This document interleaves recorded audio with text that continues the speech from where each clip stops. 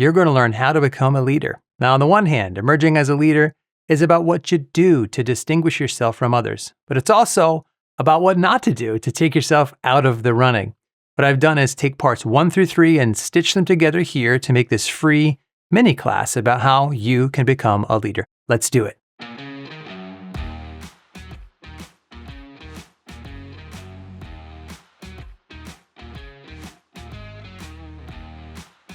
One school of thought says that you have to do certain behaviors to come across like a leader. And we're going to look at that in parts 2 and 3. Here in part 1, we're going to look at what you should not do to avoid eliminating yourself as a future leader in the minds of other people. And that starts with how you handle yourself in groups and meetings. There's a lot of research on group and team leadership because they are like mini organizations. Leadership in groups is sometimes up for grabs, and existing leaders are always on the lookout for the next up-and-coming leader to promote. By the way, if you like this kind of content and want more, I have a whole page of free resources on leadership and communication on my website, including a free class on the top 5 communication skills that all professionals should have. I'll put a link to that in the description below this video. Ernest Borman and his colleagues at the University of Minnesota studied this issue. They showed that one way groups identify emerging leaders was that the rest of the group members systematically eliminated some individuals as possible leaders based upon what the group considered disqualifying behavior. Whoever survives this mental elimination process becomes the leader almost by default. Borman calls this a method of residues. And I love that. Residue means the small amount of something that remains after the main parts have been removed. So instead of thinking about choosing the best possible person, leaders sometimes emerge because that person is the only one who hasn't messed it up yet in the minds of the group members. As an overview, Borman saw 5 deal breakers that would immediately eliminate about half of every group from potential leadership. Anybody who was too quiet, too rigid, too aggressive, or came across as unintelligent or uninformed would immediately be disqualified as a leader by the rest of the group. And that makes sense. As you look at these deal breakers, it's difficult to see ourselves wanting to be led by somebody who has one or more of these qualities. That's the first list in the video, but let's get even more concrete and look at the specific day-to-day behavior that might eliminate you as a potential leader. Other researchers, Aubrey Fischel and Donald Ellis, developed 8 rules. They called these rules for securing a low-status position and eliminating yourself as an emerging leader.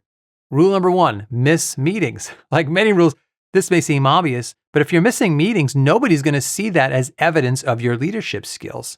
As obvious as this may seem, I know many people who voluntarily overcommit themselves, and so they're too busy and they have to cancel or simply not show up for a lot of meetings. They might even personally believe this makes them seem so in demand that they are somehow high status. In reality, it creates the impression that they aren't reliable, and we want our leaders to be reliable. And you can't show leadership potential if you're not in the room at the meeting. Now, you might be saying to me right now, wait, Alex, our CEO cancels lots of meetings. And that might be true, but people who already have high status can get away with all sorts of suboptimal behavior because they have high status already and they have legitimate authority that comes with their positions. Emerging leaders don't have that yet. A better comparison would be to imagine you're in a room with a group of 6 other peers who all want to be the leader next. That's who you're comparing yourself to. And that's the mindset you should have when you're watching this video. In that light, research shows that the person who regularly misses meetings is not very likely to become the next leader. Rule number 2 to eliminate yourself as the next leader: don't speak enough at meetings. Yes, there's a time to listen, and we like when our leaders listen, but there's also a time to speak. As a rule of thumb, you don't want to be in the bottom 25% of the group when it comes to speaking up. You want to contribute at least an average amount or slightly more than average compared to other group members. If you come across as reluctant to speak up, that'll position you as a follower, not a leader. But what about talking too much and dominating the conversation? We're going to get to that one later in the list. Rule number 3, volunteer to be the note taker. Now, note taking is an important part of most meetings, but others again will generally see this as the role of a follower, a support role, not a leadership role. Sometimes people get selected to take notes because they're detail-oriented or because they're organized, and they do that job well. So if that's you, then it's okay to be the note taker once in a while, but don't let that become your job by default. Don't let that become a role. If it keeps coming back to you, then politely insist that the group rotates this responsibility. Number 4, explain that you're willing to do what you're told.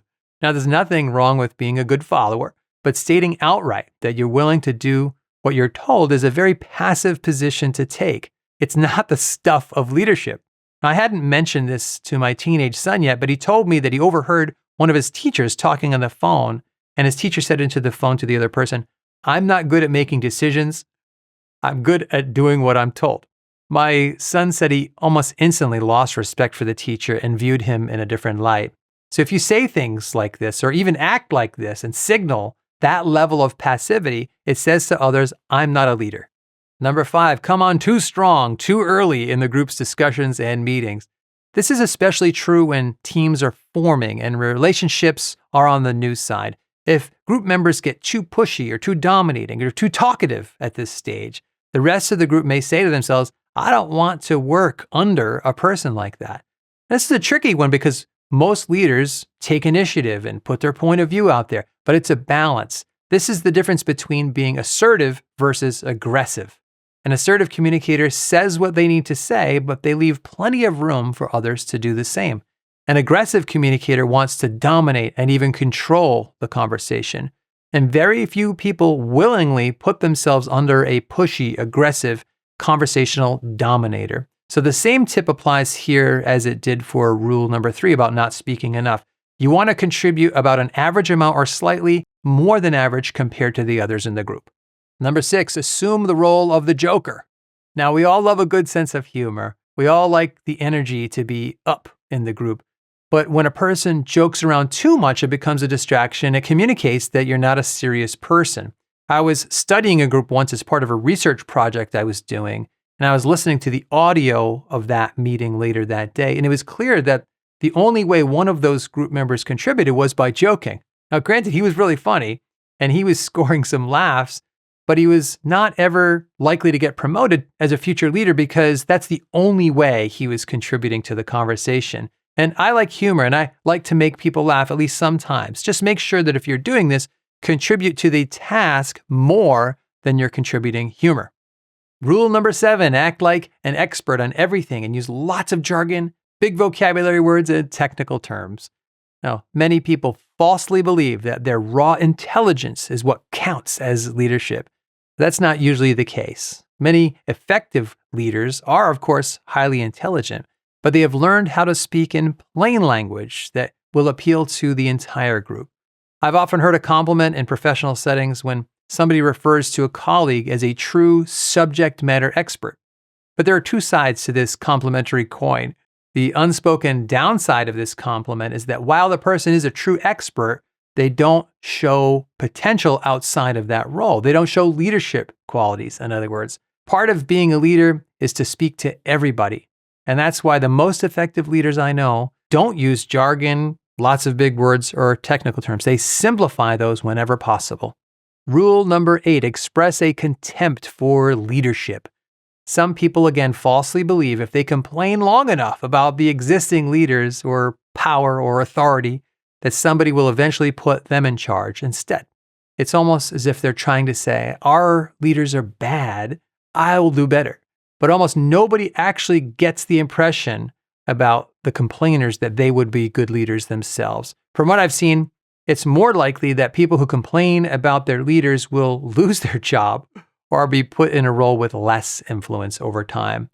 Now, sometimes there are temporary exceptions. I remember a guy I know who was promoted, and he had frequently complained about higher level leaders, but he only lasted less than a year as a supervisor, and he had to step down, and it was a little bit embarrassing. People who complain about leaders rarely make good leaders themselves. So instead of showing contempt or mainly pointing out all the problems, you're much better off offering solutions and then offer to be part of those solutions as well.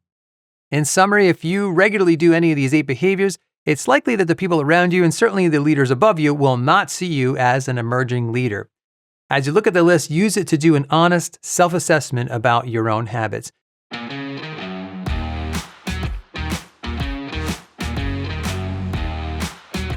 Teams and existing leaders are always on the lookout for the next leader. And here's how they decide. When a position opens up, the most common outcome is that the person who's already acting like a leader informally is the person who gets the promotion. And when you do these 4 behaviors, you're going to move in the minds of observers from an individual contributor to an emerging leader. In their book on leadership, Johnson and Hackman summarized existing studies to give us these 4 ways that you can emerge as a leader. Groups and teams are excellent contexts to show off your leadership qualities. These are Johnson and Hackman's 4 points, but I'll add my own examples and illustrations, and I'll give you a bonus point at the end that shows even more leadership. Number 1, at the foundational level, show your individual competence.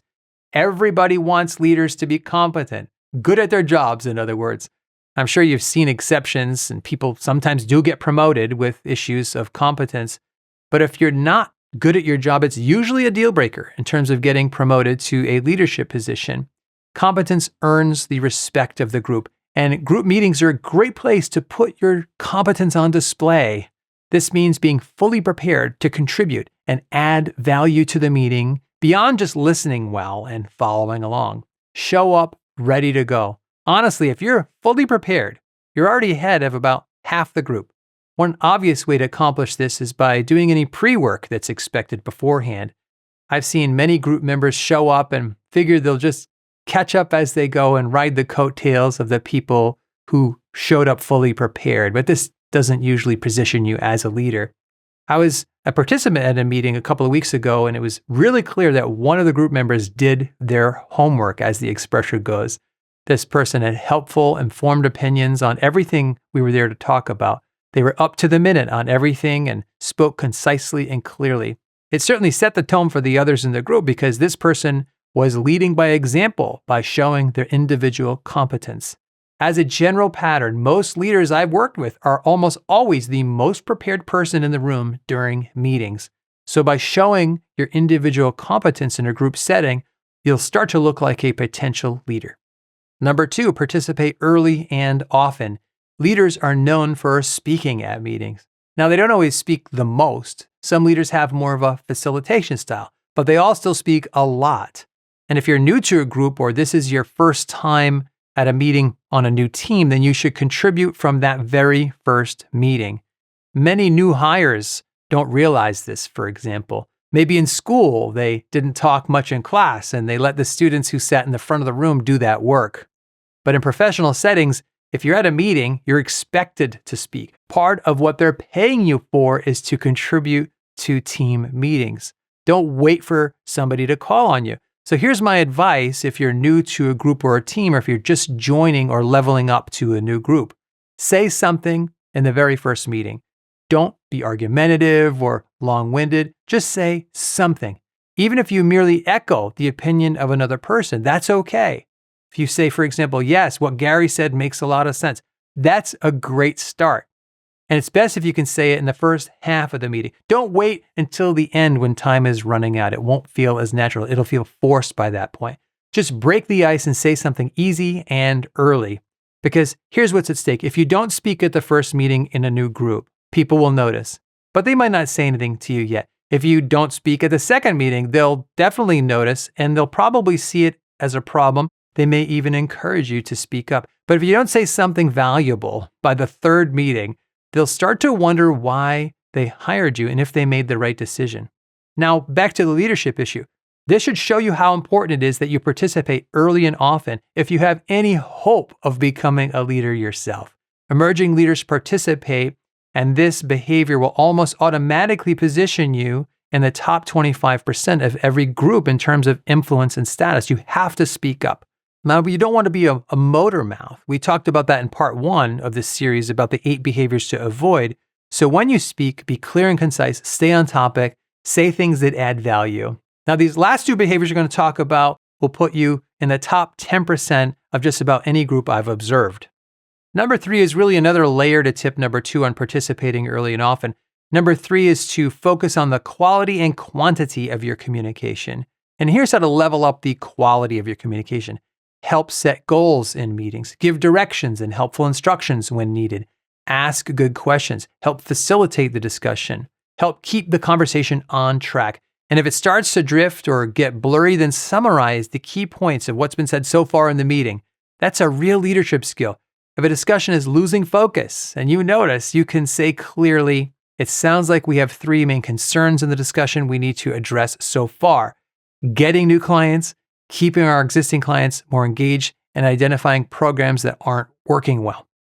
If you can summarize, or as some people say, synthesize the key points of a conversation, other people will see that as a value-added leadership moment for you. Another way to add quality communication is to help manage or resolve tensions or conflicts and keep the conversation flowing smoothly and openly. So be on the lookout for ways to help the group's overall communication process.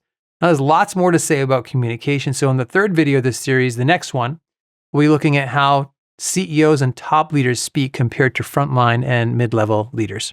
Number 4, help build a cohesive team. On the broadest level, strive to build relationships, create goodwill, and develop positive connections.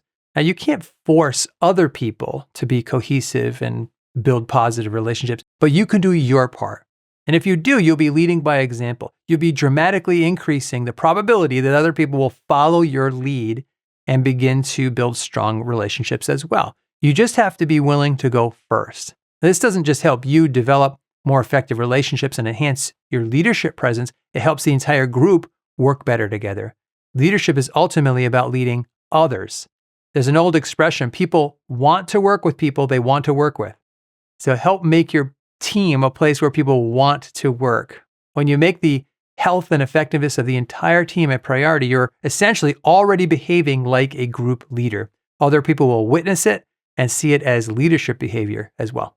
And the last one is my own addition to Johnson and Hackman's list of 4 behaviors. Number 5, solve problems. Leaders take the initiative to solve problems. When they talk, they offer solutions to the group's challenges. To make this even more communication-based, they spend their time talking about solutions, asking for solutions, offering hypothetical solutions. The leaders above you will love this, and so will the rest of the team. One of the ways to view leadership is essentially that you're solving problems all day long, one after the next, and you're helping other people solve their problems. And if you offer a solution, you also want to offer to be part of that solution. Offer to step up and help implement it, in other words. Don't get stuck in that bad habit of telling other people what they should do. Be willing to lead the effort that you have suggested. That's what leadership looks like. Here's a summary of these 4 behaviors plus my bonus. Thank you again to Johnson and Hackman for providing us with these first 4 affirmative behaviors that you can use as part of your playbook for showing your leadership qualities in group settings. Add these to the top 8 disqualifying behaviors in part 1, and you'll be seen as the natural choice the next time a leadership opening comes around on your team. In the final video, we'll look at the 5 communication skills that separate frontline supervisors and mid-level leaders from the CEOs, the top leaders of the organization, in other words. You can also take a look at the free class on my website about the top 5 essential communication skills that all professionals should have. I'll put a link to that in the description below this video. There's a full page of free resources there.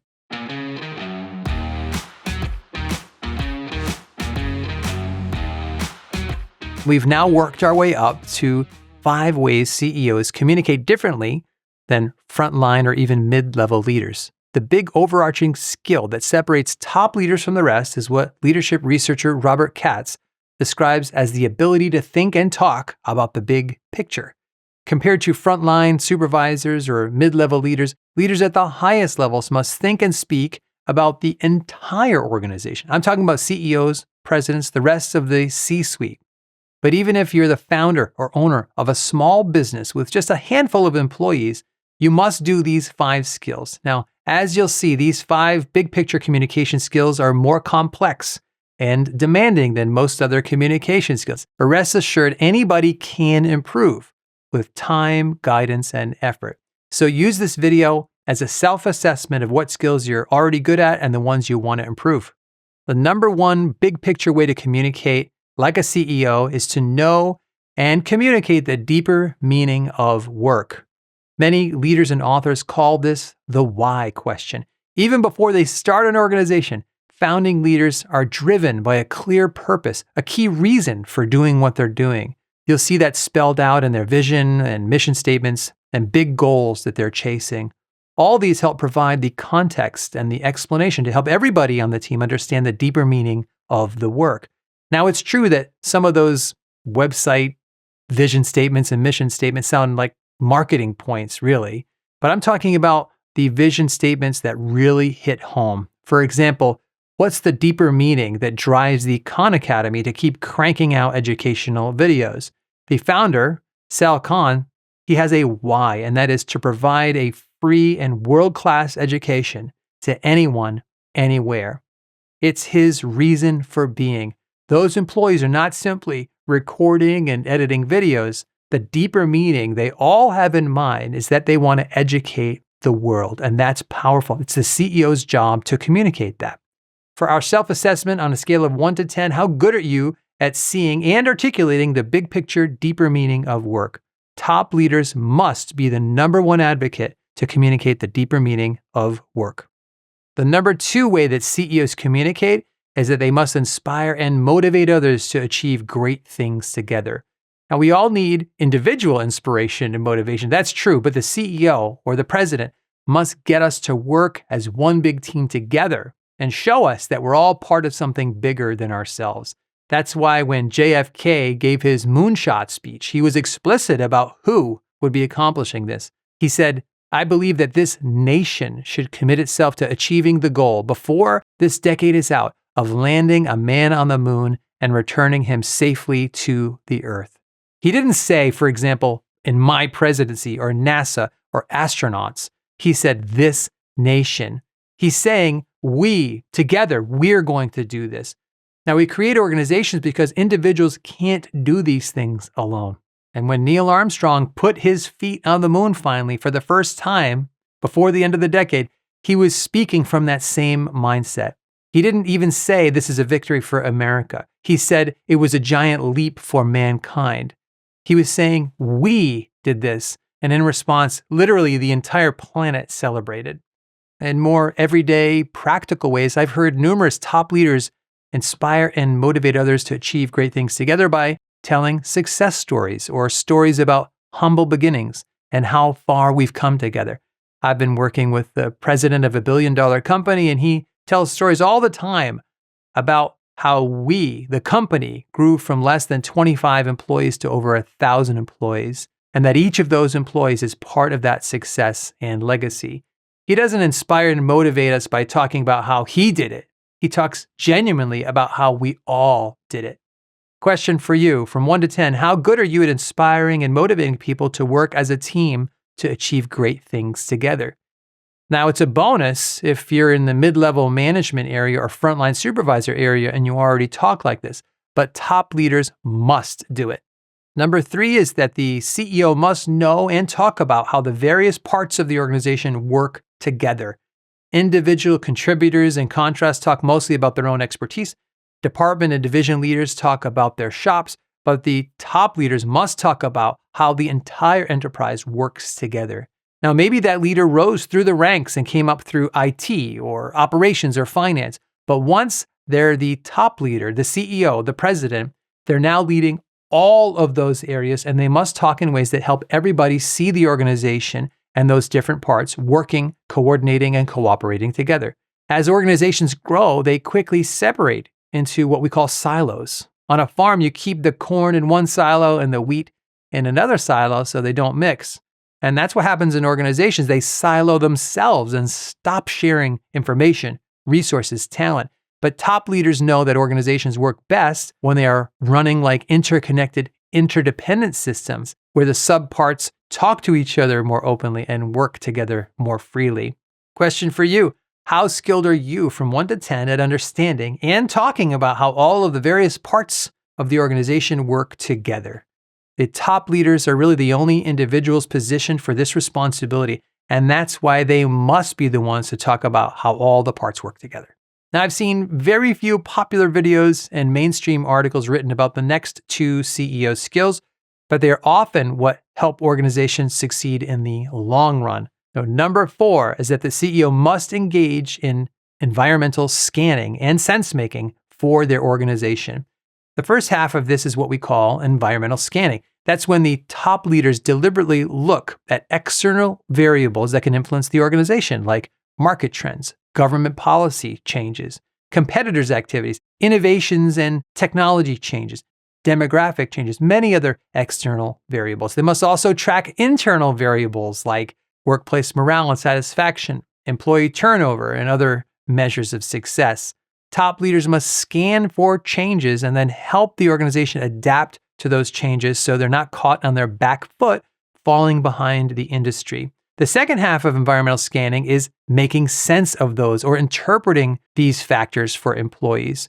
And this should not be spin or public relations. The CEO's perspective should be an honest and helpful sense-making process of what's happening around the organization and in the organization. Are tariffs going up? How's that going to affect us? Another pizza place opened across the street. What does that mean for ours?